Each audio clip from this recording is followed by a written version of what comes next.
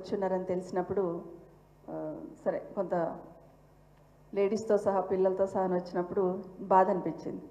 ఎందుకంటే ఒక సైడ్ ఇల్లు పోతుందనే టెన్షన్, ఒక సైడు ఎవరికి చెప్పాలని ఒక సైడు.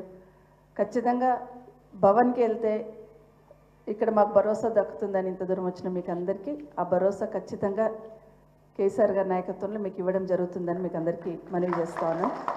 నిన్న సాయంత్రం నేను మాట్లాడుతున్నా, మా బాబు నేను మీ వాళ్ళతో కొంతమందితో మాట్లాడాను, నేను ఒక ఇద్దరు ముగ్గురితో. నేను చెప్పాను కూడా, టెన్షన్ పడకండి, మిమ్మల్ని అట్లా అంత ఈజీగా మీ దగ్గరికి వస్తే మేము చూస్తూ ఊరుకోము. కేసీఆర్ గారు ఖచ్చితంగా మాకు ఒక డైరెక్షన్ ఇచ్చారు. అన్ని పద్ధతిగా ఉన్నప్పుడు వాళ్ళ మీద దౌర్జన్యం, ప్రభుత్వమే దౌర్జన్యం చేస్తుంటే మనం చూస్తే ఎట్లా ఊరుకుంటాము. ఖచ్చితంగా వాళ్ళకి భరోసా ఇవ్వాలి. అది లీగల్గా పోతామా లేకపోతే ఫిజికల్గా అక్కడ పోయి నిల్చుంటామా, వాళ్ళకి మాత్రం భరోసా ఇవ్వాల్సిందే మనం అని చెప్పినారని నిన్న కూడా మాట్లాడాను.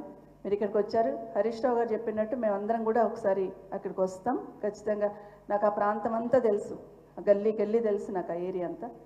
సో గల్లీ గల్లీ తెలుసమ్మా నాకు ఆ ఏరియా అంతా. కాబట్టి మీకు ఇబ్బంది రాకుండా చూసుకోవడానికి ఉంటామనేది ఒకసారి మీకు అందరికీ మనవి చేస్తున్నాం. మీరు చెప్పింది మళ్ళీ నేను రిపీట్ చేయను, హరీష్ రావు గారు చెప్పింది కూడా రిపీట్ చేయను. కానీ మీరు ఏ టైంలో అక్కడికి వచ్చినారు, ఎంత ఇబ్బంది పడితే అక్కడ మీరు వచ్చినప్పుడు అయితే మెయిన్ రోడ్ కూడా చిన్నగా ఉండింది. అసలు చెట్లన్నీ దగ్గరకు ఉండి యాక్సిడెంట్స్ అవుతూ ఒక వెహికల్ వస్తే ఇంకొక వెహికల్ రాని పరిస్థితులలో ఉన్న పరిస్థితి చూస్తున్నాం. మీరు వచ్చినప్పుడు డ్రింకింగ్ వాటర్ కూడా చక్కగా లేదు అక్కడ. అప్పుడు అలాంటి టైంలో ఇవన్నీ ఇబ్బందులు ఎదుర్కొని మీరు ఇప్పుడు తను అన్నారు కదా, ఇప్పుడు కాస్త రిలాక్స్ ఉన్నామమ్మా, అప్పులు కొంచెం పోయాను కొంతమంది, ఇంకా కట్టాలమ్మా మేము అప్పులు కట్టాల్సిన అవసరం ఉందని కొంతమంది మా ఆడబిడ్డలు ఏడుస్తూ ఉన్నారు. ఆ చెల్లి అయితే రాగానే మేము అక్రమదారులమని చూపిస్తున్నారు, మాకెందుకు ఆ ట్యాగ్ లైన్ అనేది బాధపడుతూ ఉంటే నిజంగా బాధ అనిపించింది. నిజంగా ఉదయం చూస్తూ ఉంటే టీవీలలో చూస్తూ ఉంటే అదే అనిపించింది. రాత్రంతా దొంగలు వచ్చి ఎక్కడ కొడతారని గతంలో పూర్వకాలం దొంగల కోసం కావాలి ఉండేవాళ్ళు. కానీ ఇప్పుడు ప్రభుత్వం ఎక్కడొచ్చి మీద పడి మమ్మల్ని కొట్టేస్తుందని భయంతో ఈరోజు బతుకుతున్న పరిస్థితి ఈరోజు రేవంత్ రెడ్డి గారు తీసుకొచ్చారు. కేసీఆర్ అంటే ఒక భరోసా, కేసీఆర్ పాలన ఒక భరోసాగా ఉన్నామంటే ఈరోజు ఈయన వచ్చిన 9 నెలలు ఒక రకమైన రాక్షసానందం పొందుతున్నాడేమో అనిపిస్తుంది. మీరందరూ ఏడుస్తుంటే బాధపడుతుంటే దాంట్లో ఆనందాన్ని పొందుతున్నాడేమో.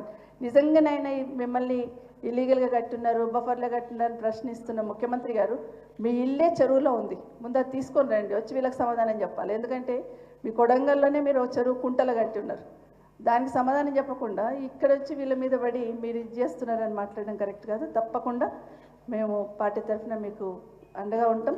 అర్ధరాత్రి అయినా కూడా మీరు ఫోన్ చేసినా మా బాబు ఉంటాడు, నేను ఉంటాను, పార్టీ తరఫున హరీష్ రావు గారు ఉంటారు, కేటీఆర్ గారు ఉంటారు, అందరం ఉంటాం. కాబట్టి మీరందరూ కూడా ధైర్యంగా ఉండండి. హరీష్ రావు గారు చెప్పినట్టు టెన్షన్ పడకండి, తొందరపడకండి, ఆరోగ్యాలు ఇది కాకుండా ఖచ్చితంగా లీగల్గా ఫైట్ చేస్తాం, ఫిజికల్ కూడా అక్కడ వచ్చి మీకు నిలిచిన ప్రయత్నం చేస్తాం. బుల్డోజర్ వచ్చింది ఏదైనా వచ్చిందంటే ఆ బుల్డోజర్ కన్నా ముందు మేమే ముందు వచ్చి నిల్చుంటాం, టెన్షన్ పడకండి అని కూడా మీకు అందరికీ మరొకసారి తెలియజేసుకుంటూ, లీగల్గా కూడా మా అడ్వకేట్స్ మా సోదరులు సోదరిమణి కూడా ఉన్నారు, వాళ్ళు కూడా మీకు నంబర్స్ ఇస్తారు. మా నంబర్ అయితే చాలామంది దగ్గర ఉంది, అక్కడ ఆ ఏరియాలో చాలామంది దగ్గర ఉంటుంది. సో ఎప్పుడున్నా మేము భరోసా ఇస్తాం. మీరు కూడా 10 మందికి ఆ ధైర్యం ఇచ్చే ప్రయత్నం చేయండి. ఎందుకంటే నిజంగానే అన్ని పర్మిషన్స్ తీసుకొని కట్టుకున్న వాళ్ళకి ఇంత అరాచకం చేసే ప్రయత్నం చేస్తున్నారు. ఇంతకుముందు హరీష్ రావు గారు చెప్పినట్టు నిజంగానే పైన వాళ్ళ పెద్దలన్నా స్పందించాలి. నాకు ఏమర్థమైందంటే కేసీఆర్ గారు బాగా చేస్తున్నారు, ఒక ఇమేజ్ తీసుకొచ్చినారు హైదరాబాద్కి తెలంగాణకి. ఈ ఇమేజ్ని ఎట్లా డ్యామేజ్ చేయాలని కంకణం కట్టుకున్నట్టుగా అనిపిస్తుంది రేవంత్ రెడ్డి గారు. ఇక్కడున్న కంపెనీలన్నీ పక్కకి వెళ్ళిపోవాలి, ఇక్కడ ఉన్న వాళ్ళందరూ పక్కకి వెళ్ళిపోవాలి, ఇక్కడ డ్యామేజ్ కావాలని ప్రయత్నం చేసి ఒక విధ్వంసాన్ని సృష్టిస్తున్న ప్రయత్నం చేస్తున్నాడు. ఇది మనం అందరం చూస్తున్నాం. కానీ మీరు అందరు చదువుకున్న వాళ్ళు, మీకు అందరికీ ఆ ధైర్యం ఉంది, పోరాటం చేసి చేసి చేసి ఈ స్థాయికి ఎదిగున్నారు. మీరు మధ్యతరగతి వాళ్ళందరం ఏ విధంగా ఉంటాం అనేది అందరికీ తెలుసు. ఎన్ని కష్టాలు పడతాం, పిల్లల భవిష్యత్తు కోసం ఎన్ని రకాల సాక్రిఫైస్ చేస్తామో, ఎన్ని రకాల ఆలోచనలు చేస్తామనేది తెలుసు. బట్ ఇప్పుడు కూడా మీకు అదే భరోసా ఇస్తున్నాం, ధైర్యంగా ఉండండి. మీ వరకు ఎవరు రాకుండా ఉండాలి, ఖచ్చితంగా సమాధానం చెప్పాలి. హరీష్ రావు గారు చెప్పినట్టు నిజంగానే అందరినీ పిలిచి మాట్లాడితే, ఆల్ పార్టీని పిలిచి మాట్లాడితే దానికి ఒక కంక్లూజన్ అని వస్తుంది. ఇంతకుముందు అయూబ్ చెప్పాడు, ఎక్కడో అక్కడ వికారాబాద్ ఉంది, అక్కడ నుండి ఇక్కడ వరకు ఖాళీగా ఉంది కదా, అక్కడ బ్యూటిఫికేషన్ చేయొచ్చు కదా, ఇళ్ళ మధ్యలో వచ్చి ఎందుకు చేస్తున్నాను. కేసీఆర్ గారు అదే ప్లాన్ చేశారు గతంలో.